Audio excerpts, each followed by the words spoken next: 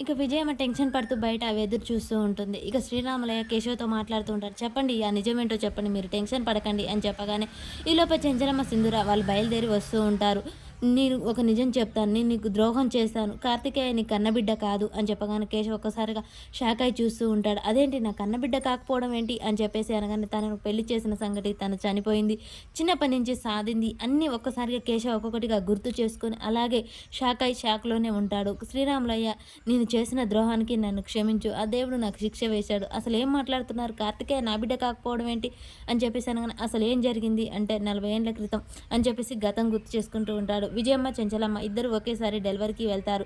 హాస్పిటల్‌లో వాళ్ళిద్దరూ నొప్పులు పడుతూ ఉంటారు. ఈలోపే శ్రీరాములయ్య బయట ఎదురు చూస్తూ ఉంటాడు.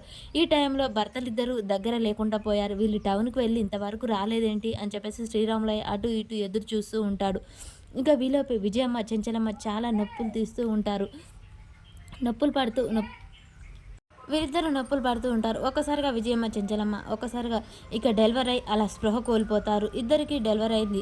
మీ బిడ్డకు కొడుకు పుట్టాడు. కానీ సంతోషపడే లోపే తన గర్భంలోని తన బిడ్డ చనిపోయాడు అని చెప్పేసి అనగానే శ్రీరాములు ఒక్కసారిగా షాక్ అయి చూస్తూ ఉంటాడు. ఇంతలో ఇంకో నర్సు వచ్చి, "చెంచలమ్మకు కూడా డెలివరీ అయింది. తనకు కొడుకు పుట్టాడు. తల్లి బిడ్డ క్షేమంగా ఉన్నారు" అని చెప్పేసి అనగానే, "అయ్యో నా బిడ్డకి ఏంటి దేవుడా ఇంత కర్మ పెట్టావు. కోరుకున్నవాడు ప్రేమించి మోసం చేశాడు. ఆ కేశవ నా బిడ్డ మెడలో వేయాల్సిన 3 ముళ్ళు ఆ చెంచలమ్మ తన మెడలో ఎంచుకుంది. అలాంటిది వాళ్ళిద్దరూ సంతోషంగా ఉండడానికి నేను ఒప్పుకోను. వాళ్ళిద్దరూ ఎలా సంతోషంగా ఉంటారో నేను చూస్తాను" అని చెప్పేసి నర్సును పిలిపిస్తాడు. పిలిపించి తన బిడ్డ స్థానంలో తనని, ఇంకో బిడ్డ స్థానంలో ఇద్దరు బిడ్డల్ని మార్చేయమని చెప్తాడు. "నువ్వు వెళ్ళి మంత్రసాన్ని తీసుకురారా" అని చెప్పేసి చెప్తాడు. అలా వాళ్ళిద్దరు బిడ్డలని అయితే మార్పించి తనకు కొద్దిగా డబ్బు ఇస్తాడు.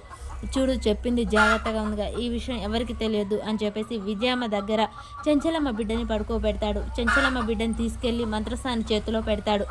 అలా వాళ్ళిద్దరిని మారుస్తాడు. ఇక ఈలోపే చెంచలమ్మ రానే వస్తుంది. ఈ నిజం చెంచలమ్మకు తెలియకూడదు. తనకు తెలిస్తే తట్టుకోలేదు. వద్దు అని చెప్పేసి చెంచలమ్మ కేశవ బ్రతిమలాడుతూ ఉంటాడు. ఈలోపే చెంచలమ్మ, సింధూర అక్కడికి వచ్చి ఈ మాటలన్నీ వింటారు. విజయమ్మ కూడా వస్తుంది. అలా వీళ్ళిద్దరూ మాటలు వినగానే జరిగిన నిజం ఏంటో శ్రీరాములయ్య చెప్తూ ఉంటాడు. చెంచలమ్మ, విజయమ్మ అయితే అలా చూస్తూనే ఉంటారు.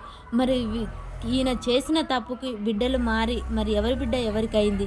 ఈలోపే శ్రీరాములయ్య చనిపోతాడా? అసలు ఏం జరుగుతుంది అనేది మనకు నెక్స్ట్ వీడియోలో తెలుస్తుంది.